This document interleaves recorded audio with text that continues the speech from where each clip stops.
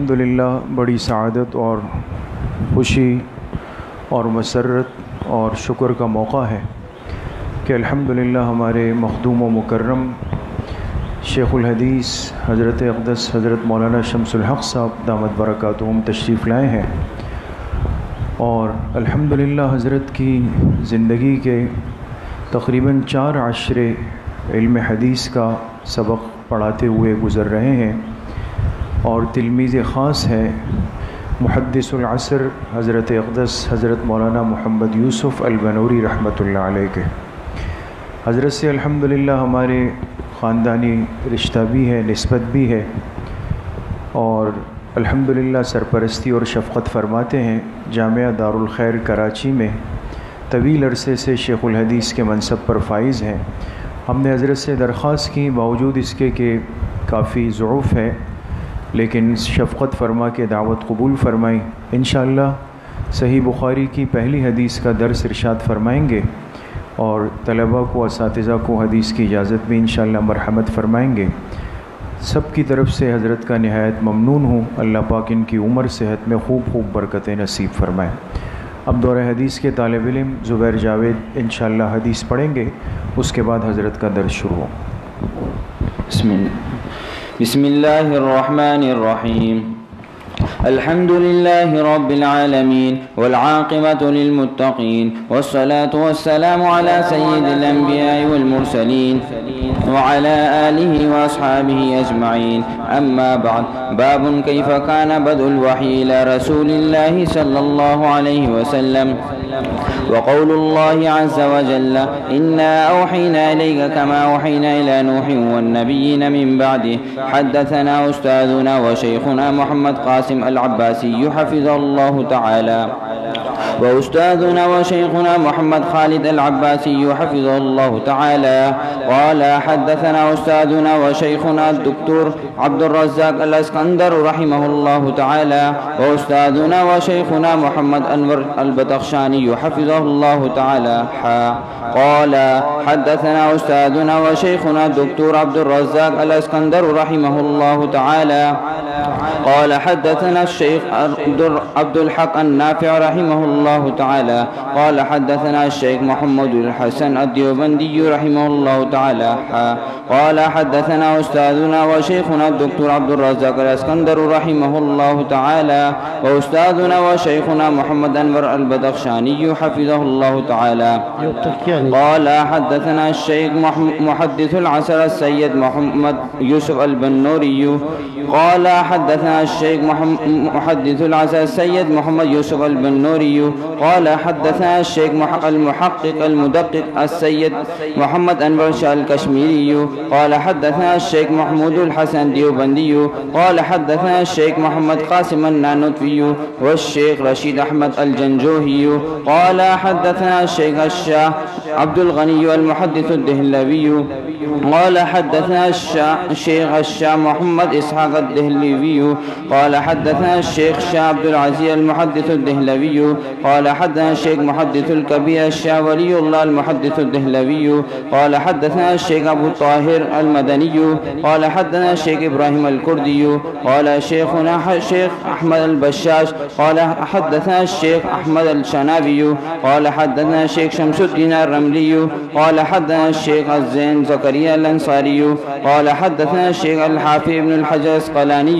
क़ाल हद्दसना शेख इब्राहिम अत-तनूखी क़ाल हद्दसना शेख अब्दुल अव्वल अल-हरवी क़ाल हद्दसना शेख अब्दुर रहमान अल-दाऊदी क़ाल हद्दसना शेख मोहम्मद अबू मोहम्मद सरख्सी क़ाल हद्दसना शेख मोहम्मद अल-फरबरी रहिमहुल्लाहु तआला जमीअन क़ाल हद्दसना शेख अमीरुल मुमिनीन फिल हदीस व रअसुल मुहद्दिसीन फिल क़दीम वल हदीस अबू अब्दुल्लाह मोहम्मद इब्न इस्माइल अल-बुखारी रहिमहुल्लाहु तआला क़ाल हद्दसना अल-हुमैदी क़ाल हद्दसना सुफयान क़ाल हद्दसना يحيى بن سعيد الأنصاري قال أخبرني محمد بن إبراهيم التيمي أنه سمع علقمة بن وقاص الليثي يقول سمعت عمر بن الخطاب رضي الله عنه على المنبر يقول سمعت رسول الله صلى الله عليه وسلم يقول إنما الأعمال بالنيات وإنما لامرئ ما نوى فمن كانت هجرته إلى دنيا يصيبها أو إلى امرأة ينكحها فهجرته إلى ما هاجر إليه أو كما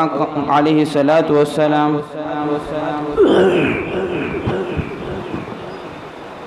الحمد لله وكفى وسلام على عباد الذين اصطفى أما بعد.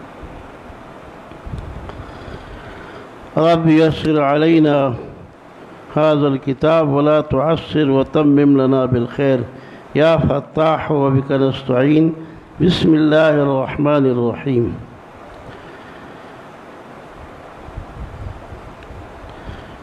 اللہ رب العزت کا جتنا ہم شکر ادا کرے تو وہ کم ہے کہ اللہ رب العزت نے ہم لوگوں کا انتخاب علم حدیث اور علوم نبویہ کے لیے فرمایا. اللہ رب العزت کے انعامات میں سے عظیم تر نعمت ہے یہ. اس کے برابر کوئی چیز نہیں ہے. اس کے مقابلے میں اگر ساری دنیا بھی سونے کی ہو جائے تو اس کا مقابلہ نہیں کر سکتی جو اللہ پاک نے ہمارا انتخاب علم دین کے لیے کیا ہے. اور اللہ رب العزت ہمارے زندگی کے آخری لمحات تک ہمیں یہ دولت نصیب فرمائے. عظیم دولت ہے. رب کائنات نے انسان کو عدم سے وجود کی طرف لے آیا اور جب انسان کو یعنی آدم علیہ السلام کو جنت میں بنایا اور پھر وہاں سے زمین پر اتارا اس لیے کہ خلیفہ زمین کے لیے تھا تو اللہ رب العزت نے انہیں زبانوں کی تعلیم دی ہے. تقریباً 7,000 زبانوں کی تعلیم دی ان کو. اور حضرت آدم علیہ السلام کو اللہ پاک نے اس کے دل میں ڈالا کہ اس طرح سے ان چیزوں کو استعمال کرنا ہے. حضرت آدم علیہ السلام کی اولاد میں شیش علیہ السلام کو بھی اللہ پاک نے علم دیا اور وہ اس میں زیادہ تر تکوینیات کا علم تھا. نوح علیہ السلام تک انبیاء علیہ السلام کو اللہ پاک نے جو علم دیا ہے بولنا کیسے ہیں، سننا کیسے ہیں، دیکھنا کیسے ہیں، چلنا کیسے ہے، یہ علم اللہ پاک نے دیا.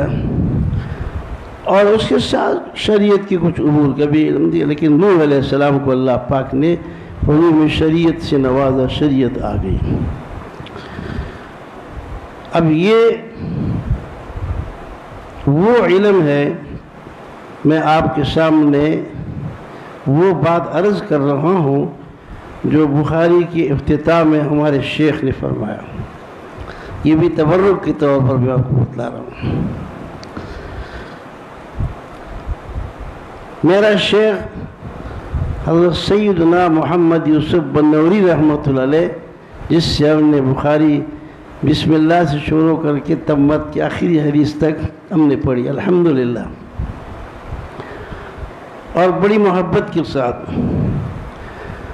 حضرت نے فرمایا کہ اللہ رب العزت نے انسان کو بولنے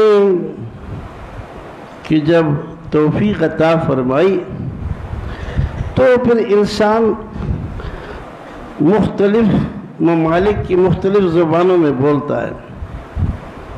لیکن اس زبان کے بولنے کی ایک حد یہ ہے حواس خمسہ میں سے خاصہ.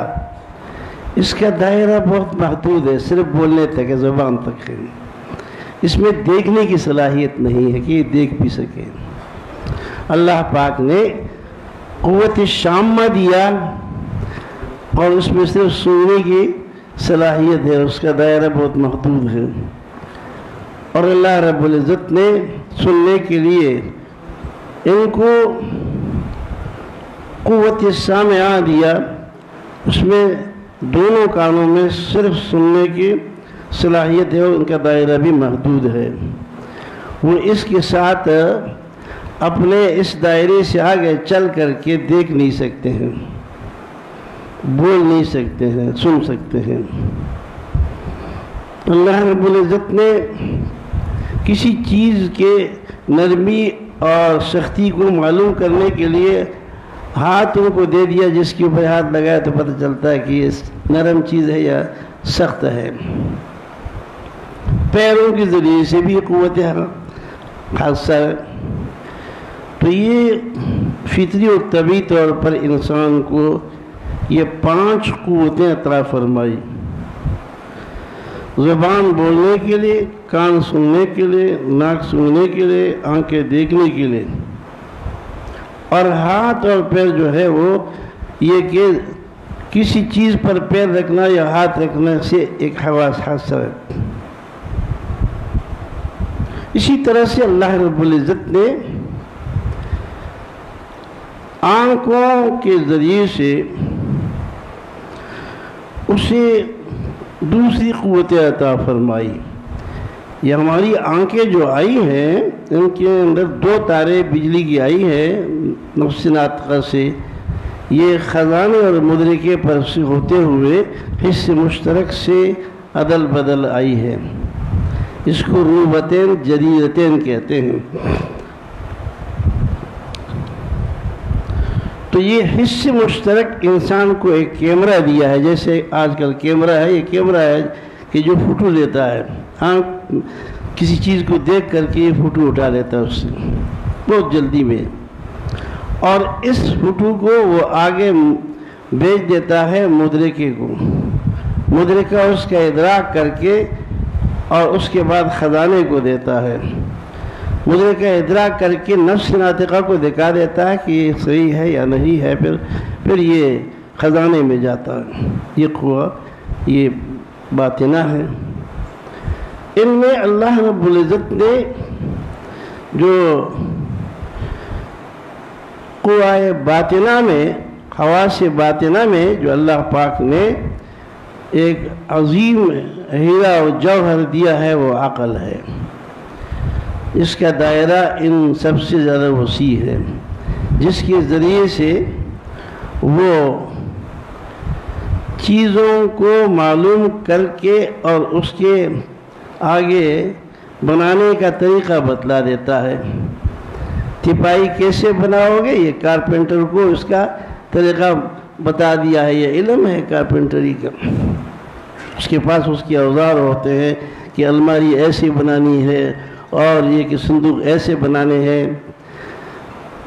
اسی طریقے سے یہ علم ایسا ہے جو آگے کی چیزوں کے بنانے کا ہے، تو چاہے وہ لکڑی پہ کام کرے، لوہے پہ کام کرے، اور چاہے وہ یہ کہ ہوا کے ذریعے سے کام کرے، لیکن یہ علم ہے کاریگری کا اور صنعت کا۔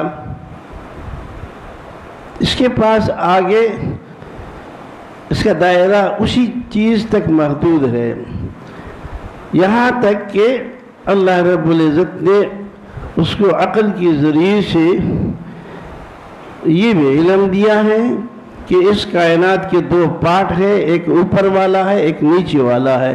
اوپر کا پارٹ گھوم رہا ہے یا نیچے کا گھوم رہا ہے۔ تو زمانہ قدیم کے فلاسفوں نے کہا کہ اوپر کا گھوم رہا ہے، اس کے لیے انہوں نے بہت محنتیں کی، آلات رسدانیاں بنا کر کے اور شیشے رکھ کر کے، انہوں نے کہا کہ زمین ساکن ہے اور آسمان گھوم رہے ہیں۔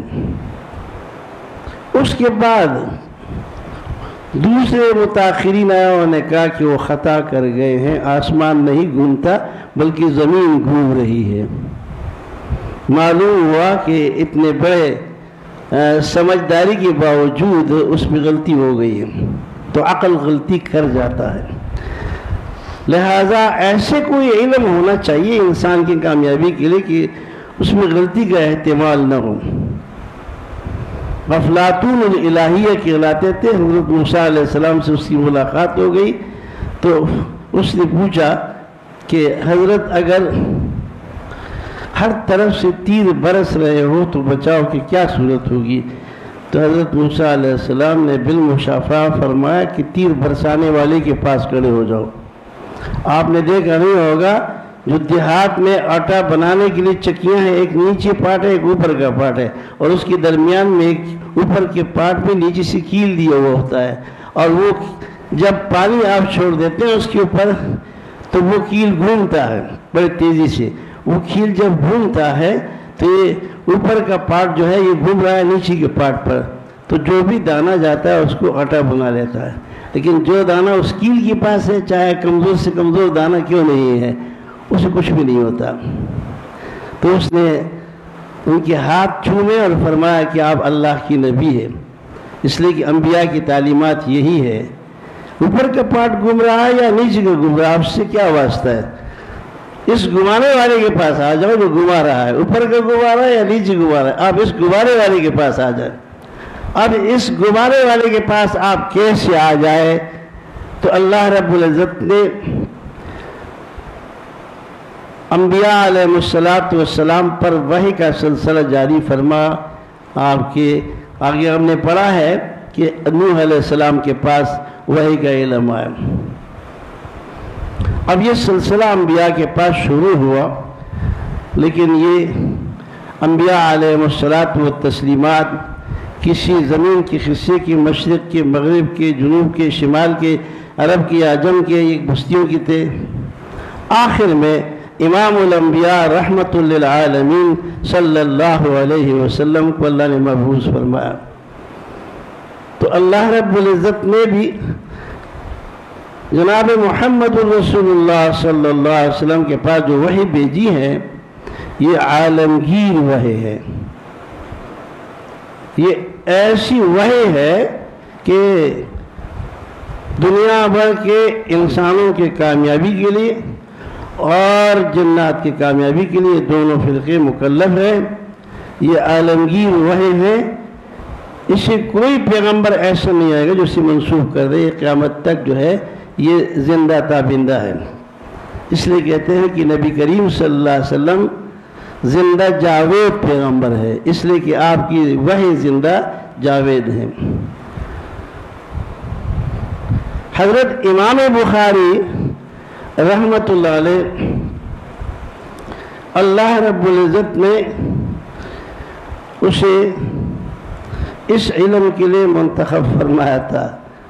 یہ 194 میں پیدا ہو گئے، 13 شوال کو جمعے کی نماز کے بعد، اور علمی گھرانے میں گود میں پیدا ہو گئے تھے۔ ان کی والد صاحب بڑے عالم تھے، اسماعیل۔ اس کی بینائی تھی لیکن اچانک بینائی چلی گئی۔ لوگ کہتے ہیں نابینا پیدا ہو گئے تھے، نابینا پیدا نہیں ہوئے تھے، بینائی تھی لیکن جلدی سے چلی گئی وہ کچھ۔ اس کی والدہ بڑی مغموم ہوئی۔ ماں باپ دونوں کو فکر ہوتی ہے لیکن والدہ بڑی فکر مند ہوتی ہے، تو وہ روتی رہی، اور رات کو آدھی رات اٹھ کر اللہ کے سامنے گڑگڑاتی رہی کہ میرا بیٹا، میں نے کہا کہ یہ نبی علیہ السلام کا علم وحی حاصل کرے گا، اللہ میں نے آپ سے مانگا تھا علم کے لیے، اور میرا بیٹا نابینا ہو گیا، رو رہی سجدے میں۔ تو آنکھیں لگ گئی، اور خواب میں حضرت ابراہیم علیہ السلام کی زیارت ہو گئی کہ آپ مغموم نہ ہو، آپ کے بیٹے کی بینائی آ گئی ہے۔ انتہائی خوشی میں جب یہ آئی اور بچے کو اٹھایا تو حضرت کی بینائی آ گئی تھی۔ سجدہ شکر ادا کیا کہ اللہ تیرا احسان ہے، میرے بیٹے کی بینائی آ گئی ہے۔ اللہ پاک نے اس کے دل میں قرآن و حدیث کے غیر معمولی محبت کو ڈال دیا تھا۔ 205 میں بخارا کا مشہور ترین محدث حدیث کا امام داخلی صاحب حدیث کا درس دے رہے ہیں، یہ 11ویں سال میں داخل ہے، اور جا کر درس میں بیٹھ گئے۔ وہاں بڑے علماء جیسے آپ بیٹھے، اس سے پیچھے بڑے علماء بیٹھے ہوئے ہیں۔ حضرت نے درس میں سند شروع کیا ہے۔ قال حدثنا سفیان قال حدثنا ابو الزبیر یہ کھڑے ہو گئے کہ استاد جی سند غلط ہے، سند میں غلطی ہے۔ اب 11 سال کے بیٹے کو، بچے کو سب ڈانٹتے ہیں، لوگوں نے آ کے ہماری ڈانٹا کہ تم کون ہو، اتنے بڑے عالم بیان کرتے ہیں۔ تو ادھر خاموش ہو گیا۔ جب وہ درس ہو گیا تو اس نے کہا استاد جی آپ کے پاس اس کی اصل ہے؟ اس نے کہا جا کے دیکھ لینا، سند میں غلطی ہے۔ اللہ اکبر! اب اندازہ لگایا، اللہ نے انتخاب ہی کیا تھا اس کام کے لیے۔ جب اس نے اپنے کاپی کو دیکھا تو اس میں ابو زبیر نہیں تھا، زبیر تھا۔ قال حدثنا سفیان قال حدثنا زبیر۔ آئے تو کہا کہ بیٹا کیا سند ہے؟ اس نے کہا یہ سفیان ابن عیینہ جو ہے یہ حدیث زبیر سے لیتے ہیں، ابو زبیر سے نہیں لیتے ہیں، یہ غلطی تھی۔ بہت خوش ہو گئے۔ بہرحال کہتے ہیں مجھے حدیث کا بڑا شوق تھا تو میں بخارا میں محدثین کے درس میں آتا جاتا تھا اور 70,000 حدیثیں مجھے یاد کیے تھے میں نے۔ 216 میں ان کی والدہ حج پہ جا رہی تھی اور احمد ان کے بڑے بھائی تھے تو محمد کو بھی ساتھ لے لیا اور یہ چلے گئے اللہ کے گھر اور طواف کر کے، اور حج مدینہ منورہ سے ان کی آ گئے تو واپس ہو رہے تھے تو امام بخاری نے کہا والدہ سے کہ آپ نے اللہ سے مجھے علم کے لیے مانگا ہے تو علم کی یہ 2 جگہ ہیں، مجھے مکے میں چھوڑ دیں۔ انہوں نے چھوڑ دیا۔ یہ 2 سال مکہ معظمہ میں رہے اور اس کے بعد 2 سال مدینہ منورہ میں رہے، لیکن اس کا دل لگ گیا۔ وہاں سے ہو کر کے پھر یہ آئے ہیں اور دنیا کے چپے چپے میں یہ بخارا سے سمرقند اور تاشقند اور کوفہ اور بصرہ، عراق، مختلف ممالک میں علم حدیث کو سیکھنے کے لیے کہتے ہیں کہ 1080 اساتذہ سے میں نے علم حاصل کیا۔ میرے اساتذہ 1080 ہے، اور فرمایا کہ 6 لاکھ احادیث میں نے یاد کیے تھے۔ اور میرے استاد اسحاق ابن راہویہ کے درس میں تھا، انہوں نے اپنے خواہش ظاہر کی کہ کاش کہ کوئی تم میں سے صحیح احادیث کو پرکھ کر کے ایک جگہ کی جمع کر لے۔ تو اس کے دل میں بات بیٹھ گئی تو کہنے لگے جب میں اس کے بعد مکہ معظمہ گیا تو وہاں میں نے بخاری لکھنے کی آغاز کر لی۔ مسجد حرام سے میں نے آغاز کی ہیں اور پھر تکمیل کے لیے میں مدینہ منورہ گیا ہوں۔ آج بھی اللہ ہم سب کو بار بار لے جائے۔ بخاری مسجد ہے، وہاں مسجد نبوی سے مشرق کی جانب میں تھوڑے فاصلے پر یہاں بیٹھتے تھے، اور فرمایا کہ چاند کی روشنی میں میں نے قضایا صحابہ اور تابعین لکھی ہیں اور میں نے تاریخ کبیر لکھی ہے چاند کی روشنی میں۔ لوگ کہتے ہیں آپ کو کیسے پتہ چلا کہ اس کی نظر تھی؟ اللہ نے ایسے تیز نظر دے دی کہ چاند کی روشنی میں انہوں نے یہ کتابیں لکھی ہیں اور بخاری شریف کی تکمیل کیا ہے۔ ابتدا کی ہے مسجد حرام سے اور آگے انتہا تک پہنچے مسجد نبوی میں۔ مسجد نبوی میں یہ قدمین میں بیٹھ کر کے یہ اپنی جگہ سے جا کر وہاں مراقبہ کرتے تھے۔ کہتے میں غسل کرتا تھا اور غسل کرنے کے بعد ساری باتیں ہوتی ہیں کہ غسل کرتا تھا، غسل کرنے کے بعد میں 2 رکعت پڑھتا تھا استخارے کی نیت سے اور پھر مراقبہ کرتا تھا۔ مراقبے میں جب میں کامیاب ہوتا تھا کسی حدیث کے متعلق تو میں بخاری میں لکھتا تھا۔ آپ اندازہ لگائیے، ابن صلاح کہتے ہیں کہ مقررات کے ساتھ 7,275 حدیثیں ہیں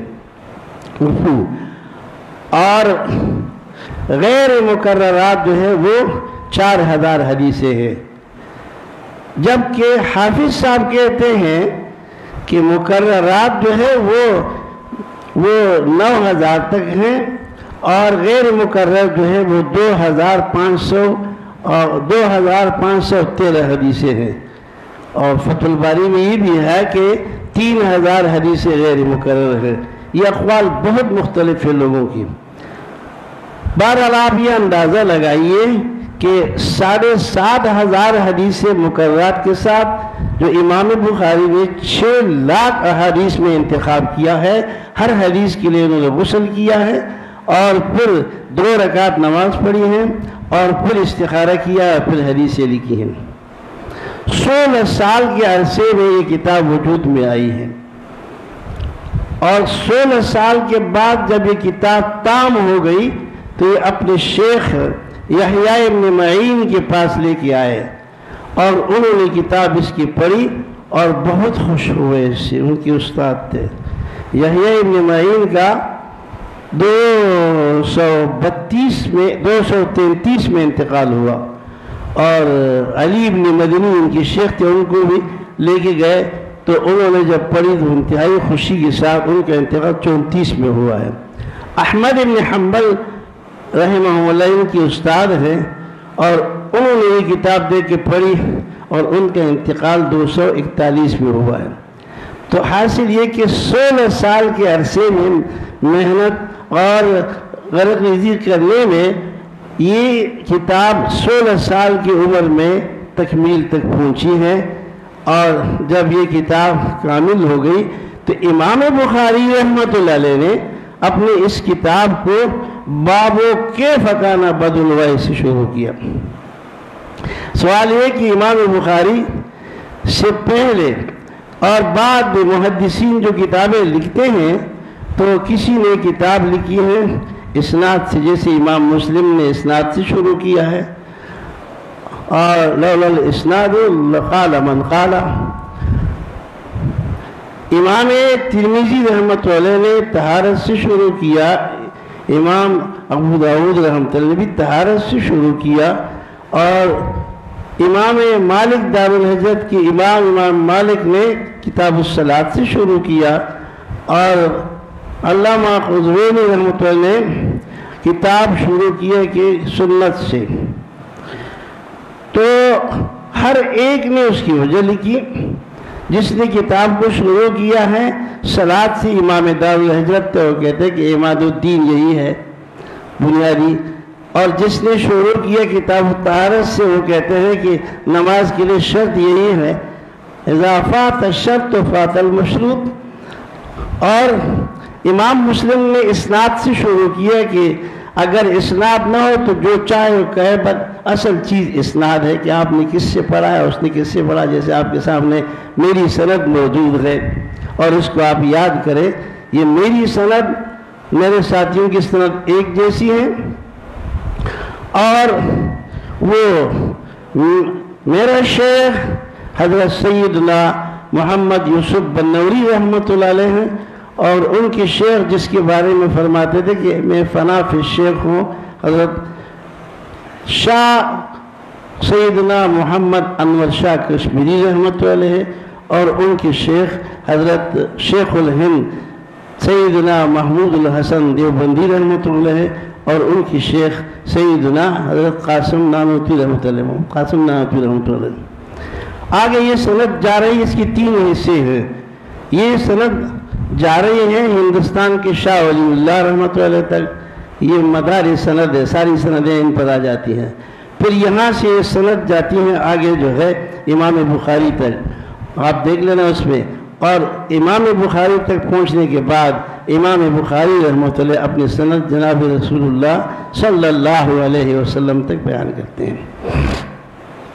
تو حضرت شیخ نے فرمایا کہ حواس خمسہ اور باطنہ چونکہ ان کے دائرے محدود ہیں تو جہاں تک عقل کی انتہا ہو گئی, الفاظ تشریح, جہاں عقل کی انتہا ہو گئی وہیں سے ابتدا وحی کی شروع ہو گئی, وہیں سے وحی کی ابتدا شروع ہو گئی. معنی وحی کا لغت میں تو اعلان بالخفا ہے اور شریعت میں یہ وہ المنزل من اللہ الی الرسول صلی اللہ علیہ وسلم, اس کی 2 قسمیں ہیں, ایک وحی مطلوع ہے اور دوسری وحی غیر مطلوع ہے. وحی مطلوب وہ وحی ہے کہ جس کے الفاظ اور معنی دونوں من اللہ ہے، قرآن عظیم ہے، قطعی طور پر قطعی الدلالت ہے، اور وحی غیر مطلوب جو ہے یہ بھی من اللہ ہے، وحی من اللہ الرسول، لیکن یہ مفہوم اللہ کی طرف سے، الفاظ جناب رسول اللہ صلی اللہ علیہ وسلم کی۔ جس طرح سے قرآن حکیم علم وحی ہے، اسی طرح سے احادیث علم وحی ہے۔ کچھ لوگوں میں مختلف لوگ ہوتے ہیں کہ وہ کتاب حدیث تو 300 سال کے بعد لکھی گئی ہے، اس پر کیا اعتماد ہے، اور فبأي حدیث بعد ہندوستان میں تحفے ملے تھے ہندوستان کو۔ عبداللہ چکڑالوی، سر سید احمد خان اور اسلم بیراج، یہ لوگ پیدا ہو گئے تھے جو کہتے تھے کہ ضرورت کیا ہے اس کی، یہ بعد میں لکھی گئی ہے۔ حضرت نے فرمایا کہ جھوٹ بولا انہوں نے۔ احادیث جب ہم پڑھتے ہیں تو ذخیرہ احادیث تو اکثر ذخیرہ احادیث صحابہ کرام نے لکھ دیا ہے۔ ہمارے پاس ابو ہریرہ رضی اللہ تعالیٰ عنہ کی جو کڑی حدیثیں ہیں وہ 5374 حدیثیں پڑھائی جاتی ہیں، اور حضرت ابو ہریرہ فرماتے ہیں کہ حضرت عبداللہ بن عمر رضی اللہ تعالیٰ عنہ کی حدیثیں مجھ سے کئی زیادہ تھی، اس لیے فَإِنَّهُ يَكْتُبُ وَلَا أَكْتُبُ، وہ نبی علیہ السلام سے لکھتے تھے اور میں نہیں لکھتا تھا۔ ثابت ہو گیا کہ وہ لکھتے تھے۔ کہتے منطق کی ضرورت نہیں ہے، منطق اگر تیسیر المنطق بھی آپ نے پڑھی ہے تو یہ کہ آپ نے قضاء پڑھے ہیں کہ سالبہ کلیہ کا نقیض موجب جزیہ ہے۔ وہ یہ بھی دلیل پیش کرتے ہیں کہ حدیث لکھنا تو حرام ہے، اس لیے کہ مسلم جلد ثانی 414 صفحے پر ابو سعید خدری کی حدیث لا تکتبوا عنی غیر القرآن، قرآن کے علاوہ مت لکھو مجھ سے، فمن کتبہ فلیمحہ، اگر اس نے لکھا ہے کسی تو اس کو مٹا دے۔ کہتے ہیں حدیث لکھنا تو حرام ہے، جائز نہیں، نبی اسلام نے منع فرمایا۔ تو طالب علم یہ کہتے ہیں کہ یہ سالبہ کلیہ ہے، لا تکتبوا عنی غیر القرآن، یہ سالبہ کلیہ ہے۔ اور ابو ہریرہ کا یہ فرمان کہ فَإِنَّهُ يَكْتُبُ وَلَا أَكْتُبُ موجب جزیہ ہے، اور جو بخاری میں آگے 22 صفحے پہ پڑھو گے، رحمت للعالمین صلی اللہ علیہ وسلم نے حجۃ الوداع میں ایک خطبہ دیا، اور خطبہ دیا تو ایک شخص یمن کا ابو شاہ مشہور تھا، وہ کڑا ہوا، اس نے کہا یا رسول اللہ یہ حدیث میرے لیے لکھوا دے، تو آپ نے فرمایا اکتبوا لابی شاہ، لکھ دو ابو شاہ کے لیے۔ یہ اکتبو کا حکم ہے اور ابو شاہ کے لیے لکھ دیا گیا، اور جو لکھ دیا گیا یہ حدیث ہے۔ تو کتابت حدیث ثابت ہو گئی، اور یہ موجب جزیہ ہے۔ ایجاب جزی سلب کلی کو ختم کر دیتا ہے، لہذا یہ جھوٹ ہے کہ حدیث بعد میں لکھی گئی ہے۔ صحابہ کرام کے نوشتے موجود تھے۔ عبداللہ بن عمرو بن العاص کہتے ہیں کہ نبی علیہ السلام سے میں نے جو احادیث لکھی تھی اس کا نام صادقہ تھا، اور میری زندگی میں محبوب ترین 2 چیزیں تھیں، ایک وہ زمین جو نبی علیہ السلام نے کاٹ کے مجھے دی تھی، اور ایک وہ کتاب جو میں نے نبی علیہ السلام سے لکھی تھی خود۔ حضرت علی رضی اللہ تعالیٰ عنہ کے بیگ گود میں جو ہے ایک حدیث کا مجموعہ ہوتا تھا، اور کسی نے کہا کیا کہا یہ احادیث ہے جو میں نے نبی علیہ السلام سے لکھی ہے۔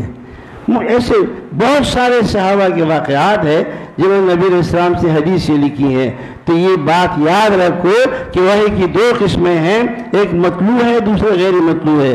وحی مطلوب حجت ہے اور غیر مطلوب حجت ہے۔ فرق اتنا ہے کہ غیر مطلوب جو حدیث ہے مفہوم اللہ کی طرف سے ہے، الفاظ جناب رسول اللہ صلی اللہ علیہ وسلم کے ہیں۔ یہ جو احادیث آگے آ رہے ہیں، یہ احادیث یہ غیر مطلوب ہے، اور یہ حجت اور دلیل ہے۔ امام بخاری رحمۃ اللہ نے کتاب کو باب بدء الوحی سے شروع کیا ہے، کیف کان باب بد، یہ کیف کان آگے استاد آپ تو پڑھائے گا کہ امام بخاری نے کیفا کتنے مقامات پر ذکر کیا اور اس سے مقصد ان کا کیا ہے۔ کیف کان بدء الوحی، یہ بدء الوحی ہے بھی بدء الوحی بھی ہے، دونوں ہے۔ تو یہاں بدء الوحی اس کے معنی ابتداء وحی کے، بدء الوحی کے معنی ظہور وحی کے، کب سے ہوا ہے۔ رحمت للعالمین صلی اللہ علیہ وسلم مکہ معظمہ میں پیدا ہوئے تھے اور آپ نے 39 سال یہاں پورے گزارے، 6 مہینے اوپر۔ اس کے بعد آپ خلا پسند ہو گئے کہ کسی اونچے پہاڑ میں جا کر کے میں بیٹھ جاؤں اور مراقبہ کرتا رہوں۔ چنانچہ آپ نے مکہ معظمہ میں غار حرا کا انتخاب کیا۔ یہ مکہ معظمہ کے ان پہاڑوں میں سب سے اونچا پہاڑ ہے، اور انتخاب اس لیے کیا کہ یہاں سے بیت اللہ بھی نظر آتا ہے۔ وہاں جا کر 6 مہینے تک آپ نے چلہ کشی کی۔ جب آپ کے 40 سال پورے ہو گئے تو حضرت جبریل علیہ السلام آپ کے پاس آئے اور آ کر کے آپ کو گلے سے لگایا، فرمایا کہ مجھے گلے سے لگا کے زور لگا دیا، دبا دیا، دبوچا، اور فرمایا کہ اقرأ پڑھ۔ میں نے جواب میں کہا ما انا بقارئ، میں نے پڑھا نہیں، کسی مکتب میں الف سے با تک پڑھا نہیں ہوں میں۔ چھوڑ دیا، تھوڑی دیر کے پھر لگایا اور پھر پہلے سے زیادہ زور لگایا اور پھر فرمایا اقرأ، میں نے جواب دیا ما انا بقارئ، چھوڑ دیا۔ تیسرے بار جو ملایا مجھے ایسا دبوچا کہ میں نے سوچا کہ میری پسلی اس کی پسلی میں چلی گئی، اور فرمایا اقرأ بسم ربک الذی خلق خلق الانسان من علق اقرأ وربک الاکرم الذی خلق الانسان من علق۔ یہ 5 آیتیں اب بھی لکھی ہوئی اس غار پہ، اور یہ پڑھا کے چلے گئے۔ اللہ کے رسول صلی اللہ علیہ وسلم آئے، حضرت خدیجہ الکبریٰ جس کے ساتھ 25 سال کی عمر میں 40 سال خاتون تھی، نکاح ہو گیا تھا، اور بہت زیادہ قابل اور بہت زیادہ ہر حسن کے مالک تھی، حسن ظاہری اور باطنی کی بہت بڑی خلیق تھی، تجربہ کار تھی۔ وہ آپ کو تسلی دیتی تھی۔ جب آپ آئے تو آپ بہت پریشان تھے، تو انہوں نے کہا کہ آپ مغموم نہ ہو، اللہ پاک آپ کو غمگین نہیں کرے گا، لا یخزیک اللہ ابدا، آپ ہمیشہ خوشحال رہیں گے، اس لیے کہ آپ کے اندر کچھ صفات ہے۔ ایک یہ کہ آپ مہمان نواز ہے، پھر آپ اپنوں سے صلہ رحمی کرتے ہیں، غریبوں کی مدد کرتے ہیں، یہ تقریر شروع کر دی۔ لیکن 3 سال تک پھر وحی بند رہی، جبریل علیہ السلام نہیں آئے۔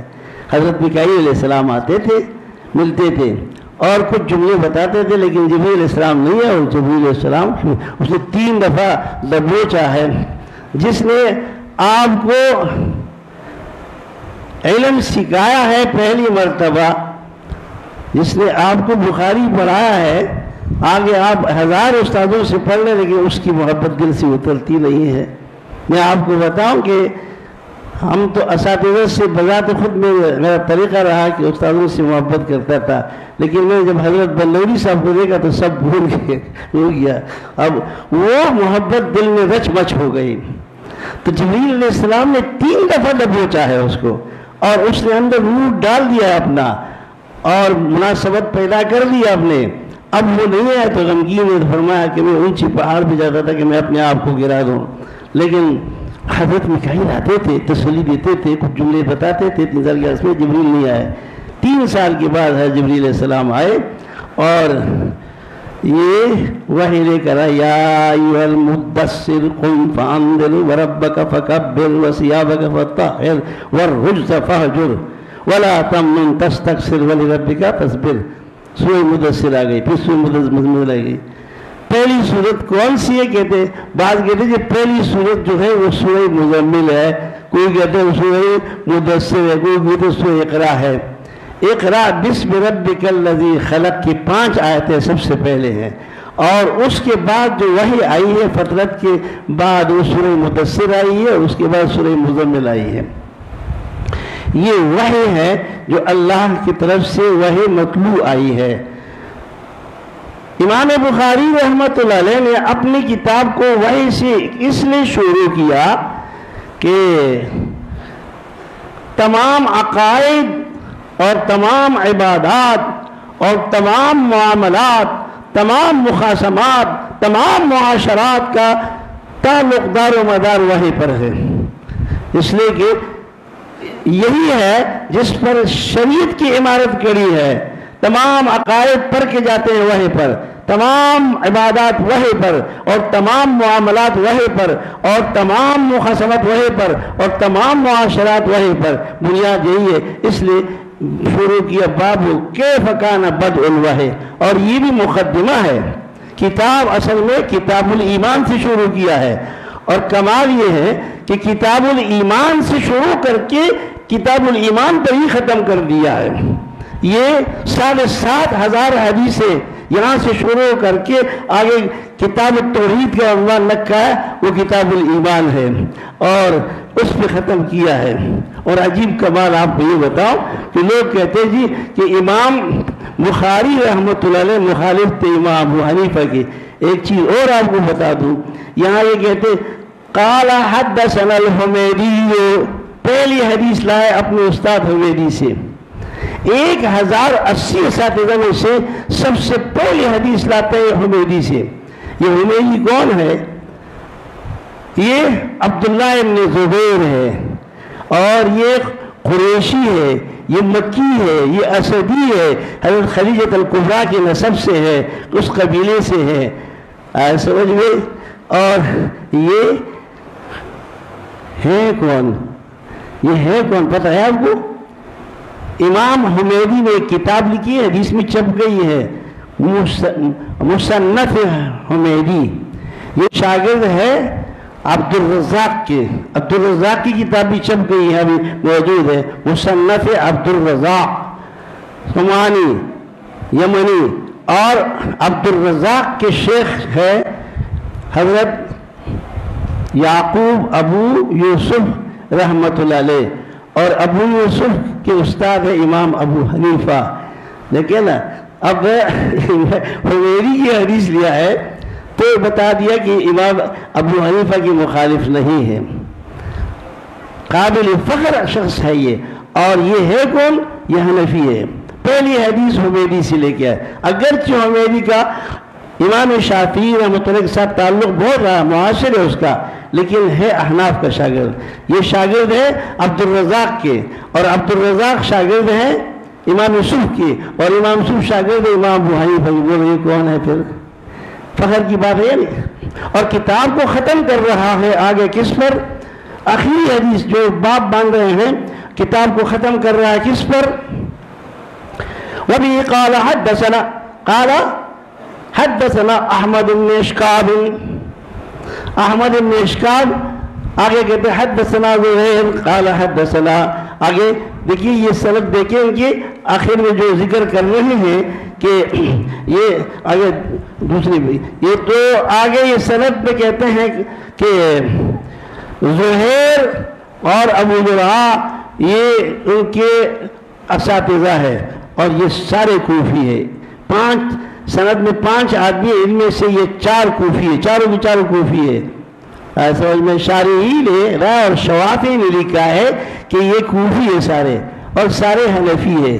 ایک ابو ہریرہ ہے جو حنفی نہیں، ابو ہریرہ، اس لیے مفتی شفیع صاحب کہتے تھے کہ حدیث کو حنفی نہیں بناؤ، خود تو حنفی بن جاؤ لیکن حدیث کو حنفی مت بناؤ۔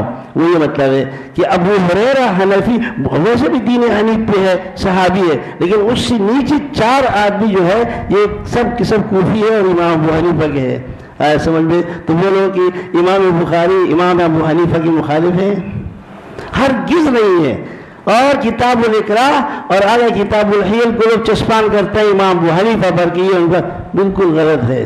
تھوڑی دیر کے لیے کہ احناف کی بھی کوئی شرح دیکھو، اس کے لیے عمدۃ القاری کو اٹھا کے دیکھو، پتہ چل جائے آپ کو کتاب الاقراء میں کتنی مخالفت ہے۔ مخالفت ہرگز نہیں ہے۔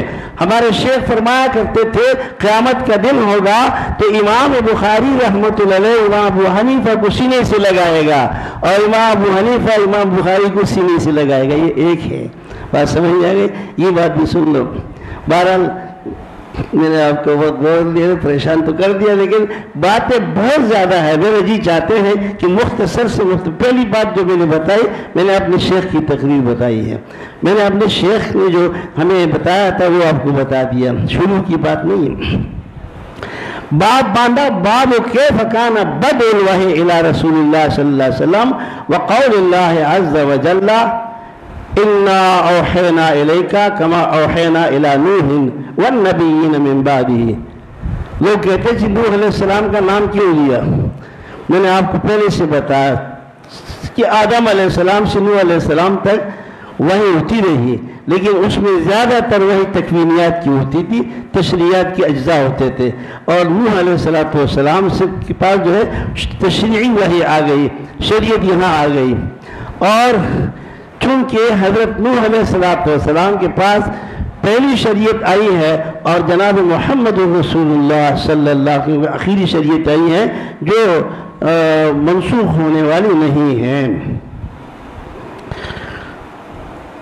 حضرت امام بخاری رحمۃ اللہ علیہ نے حدثنا الحمیدی، نام یاد رکھو ان کا، کہ ان کا نام ہے عبداللہ ابن زبیر۔ بہت سے لوگ کہتے ہیں جی عبد الرحمن ابن زبیر، یہ غلطی ہے، کیونکہ اصل اس کی دیکھیے بنے یہ عبداللہ ابن زبیر ہے، اور یہ مکی ہے، اور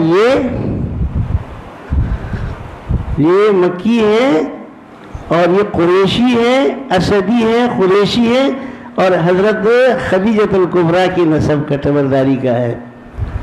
امام بخاری نے اس سے اس لیے شروع کیا کہ نبی علیہ السلام فرمایا کہ الائمۃ من قریش، ائمہ قریش میں سے ہوں۔ امام بخاری نے اس شخص سے بخاری کو شروع کیا جو امام ہے، اور امام ہے قریشی، قریش کا ہے، اور مکی ہے، مکے میں پیدا ہوئے، مکی کے ہے، اور اسدی ہے، بنو اسد کا آدمی ہے، اور اس قبیلے سے ہے۔ امام بخاری رحمۃ اللہ علیہ نے فرمایا کہ ان کے شیخ قال حدثنا سفیان، آپ ترمذی میں بھی پڑھ چکے، پڑھیں گے، اور یہاں بھی کہ حدثنا اس وقت طالب علم کہتے ہیں کہ استاد عبارت پڑھے اور شاگرد سنے تو کہتے ہیں حدثنا، اور جب شاگرد پڑھے اور استاد سنے تو اس کو کہتے ہیں اخبرنا۔ ہم حدثنا کہتے ہیں اس لیے کہ حضرت بندوری صاحب کے سامنے ہم عبارت پڑھنے والے دو آدمی تھے، ایک وہ عبد المجید صاحب تھا، ہمارے ساتھی تھے عبد المجید صاحب، اور ایک میں، تو خود ہم پڑھتے تھے، حضرت سنتے تھے، تو ہم کہتے کہ ہم نے اس لیے سنا ملی کہ حدثنا، اور حضرت بھی ایسے تھے۔ تو یہ حدثنا اس وقت کہتے ہیں کہ سمجھ میں حدثنا استاد پڑھے اور یہ کہ شاگرد سنے، اور جب شاگرد پہ استاد سنے تو اخبرنا کہتے ہیں۔ پھر یہ فرق ہے اصطلاح ان کے، اور جب جمع ہو کئی ساتھی ہو تو یوں کہتے ہیں، اگر ایک ہو تو حدثنی اور اخبرنی کہتے ہیں۔ تو کہتے ہیں حدثنا سفیان، سفیان دو ہے، ایک سفیان ابن عیینہ ہے اور ایک سفیان ثوری ہے۔ یہاں پر سفیان ابن عیینہ دونوں معاصر ہیں اور دونوں ائمۃ الجرح والتعدیل میں سے ہیں، بڑے ائمہ ہیں، امام بخاری کی دونوں استاد ہیں، لیکن قرائن سے پھر فرق ہوتا ہے کہ یہاں پر ابن عیینہ ہے اور یہ سفیان ابن سیرین نہیں۔ بہرحال ان کے شیخ ہے یحییٰ ابن سعید الانصاری قال اخبرنی محمد ابن ابراہیم التیمی انه سمع علقمة ابن ابی وقاص، علقمہ بیٹا وقاص کا ہے اور وقاص اللیثی کہتے ہیں، سمعت عمر ابن الخطاب رضی اللہ عنہ علی المنبر، میں نے امیر المومنین عمر سے منبر پر سنا ہے، یہ حدیث میں سنی، آپ فرما رہے تھے سمعت رسول اللہ صلی اللہ علیہ وسلم یقول انما الاعمال بالنیات، بے شک سوائے اس کے اعمال کا دار و مدار نیتوں پر ہے، وَإِنَّمَا لِإِمْرِئٍ مَّا نَوَىٰ، اور آدمی کے لیے وہی حصہ ہے جو اس نے نیت کی ہے، وَمَنْ كَانَتْ هِجْرَتُهُ إِلَىٰ دُنْيَا، جس کی ہجرت دنیا کی طرف ہو، جو ان کو ملے، اور امرأتن یا عورت کی طرف ہو ینکحھا تو نکاح کرے اس سے، وہجرتہ الی ما ہاجر الیہ، بس ہجرت اس کی طرف ہے جس کی طرف اس نے ہجرت کی ہے۔ یہاں ایک معمہ ہے کہ حدیث لائے، امام پہلے حدیث لائے اور ترجمۃ الباب سے مناسبت نہیں ہے، تو ہمارے حضرت فرمایا 13 وجوہات پر حاشیے میں ذکر کیا۔ یہ حضرت مولانا سیدنا احمد علی سہارنپوری رحمۃ اللہ کا حاشیہ ہے، جو روح شروع ہے، بہت جس نے 10-15 شروع دیکھی ہو تو اس کی روح ہے، وہ بہت قیمتی حاشیہ ہے۔ بعض لوگوں نے ہتھیار ڈال دیے کہ یہ حدیث مناسبت نہیں ہے، لیکن یہ کتاب بھی شروع نہیں کی، یہ مقدمہ ہے کتاب الایمان کا۔ ملا آواز کہ چپ نہ، کسی نے کچھ کہا، ہاں شیخ نے فرمایا کہ رحمت للعالمین صلی اللہ علیہ وسلم کی ایک ہجرت ہے غار حرا کی طرف، اور دوسری ہجرت ہے مدینے کی طرف۔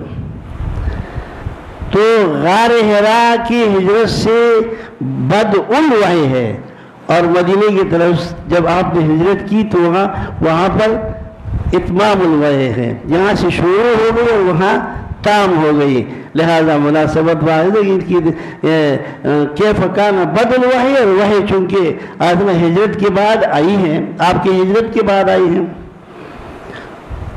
اور یہ بھی فرمایا کہ نبی کریم صلی اللہ علیہ وسلم کے بارے میں اللہ نے فرمایا انک لعلی خلق عظیم، آپ کے عالی اخلاق تھے، اور ان عالی اخلاق سے جب آپ نے ہجرت کی تو اللہ رب العزت نے آپ کو عالمی وحی، عالمگیر وحی کی ابتدا آپ نے کرائی یہاں سے۔ ہمارے شیخ کے شیخ شاہ صاحب فرماتے ہیں کہ عمل کے 2 جہت ہے، ایک جہت صدور ہے اور ایک جہت ثبوت ہے، جہت صدور اور جہت ثبوت۔ جہت ثبوت تو وحی سے ہے، اور جہت صدور جو ہے وہ عامل سے، عمل سے ہے، لہذا کہ اس کے حدیث کی مطابقت باب کیف کان بدء الوحی سے اس اعتبار سے ہے کہ جہت ثبوت تو وحی سے ہے، اور عمل کی جہت صدور جو ہے وہ انسان سے ہے۔ حضرت فرمایا کرتے تھے کہ خدا را اپنی نیتوں کو صالح کر دو۔ امام بخاری یہ بتانا چاہتے ہیں کہ اپنی نیتوں کو درست کر لو، اور اللہ کے سامنے گڑ گڑا کے درست کر لو، اور یہ کہو کہ یا اللہ علم ہم سیکھ رہے ہیں آپ کی رضا کے لیے، ہم سیکھ رہے ہیں آپ کی رضا کے لیے، ہم سکھا رہے ہیں اللہ کی رضا کے لیے، اور رو کہ اللہ سے کہو کہ یا اللہ ہماری کمزوری کو معاف فرمائے۔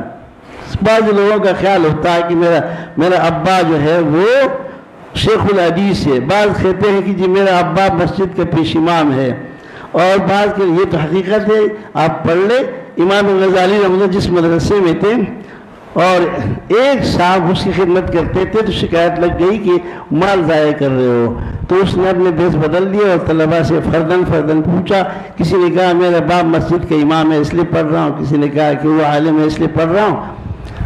بہت زیادہ بددل ہو گئے کہ کل سے مدرسے کو تالا لگا کے بند کرتا ہوں۔ امام غزالی پڑھ رہے، مطالعہ کر رہے تھے، آ کے بیٹھ گئے اور انتظار کرتے رہ جائے۔ امام غزالی نے سر اٹھایا تو کہنے لگے کیوں اتنا محنت کرتے ہو؟ اس نے کہا اللہ کی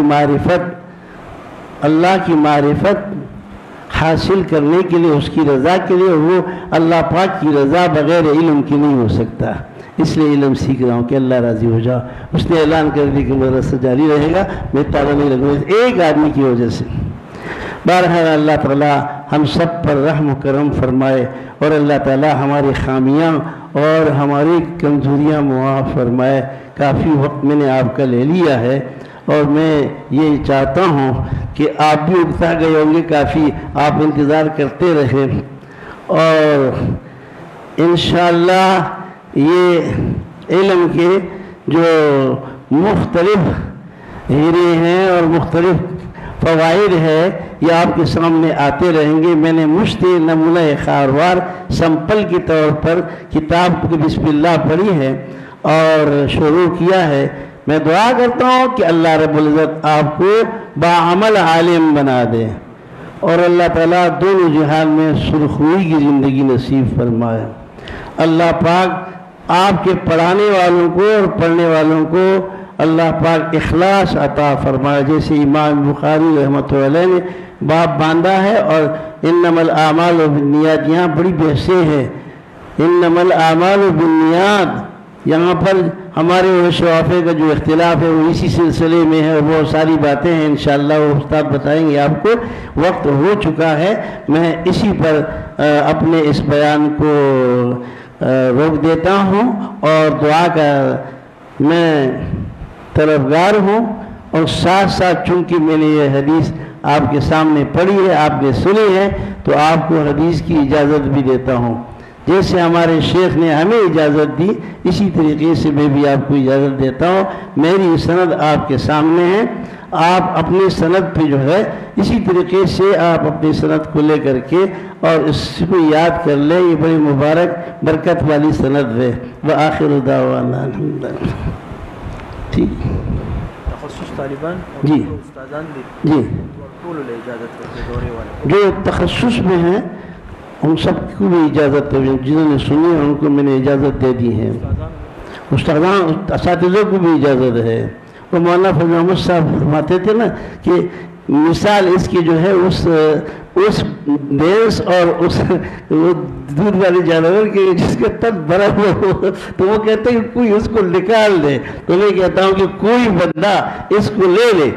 ہماری طرف سے، میری طرف سے سب کو اجازت ہے، جتنے بھی یہاں سننے والے ہیں، جو جامعہ کے اساتذہ ہیں اور متخصصین ہیں، اور خصوصاً دورے والے جنہوں نے تو عبارت پڑھی ہے اور میں نے سنی ہے، اور میں نے بھی سنائی، انہوں نے سنی ہے، تو ان کو بھی اجازت دے دی میں نے۔ اپنے دعاؤں میں یاد رکھے، بہت زیادہ کمزوری کی طرف۔ جی آپ دعا کریں نا، سارے کام مجھے۔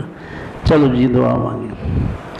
درود شریف پڑھ۔ اللہم صلی علی سیدنا مولانا محمد آل سیدنا مولانا محمد بعدد کل معلوم لک ملء الدنیا وملء الآخرہ، ملء الدنیا وملء الآخرہ، ملء السماوات والارض وما بینہما شئت من شیء بعد۔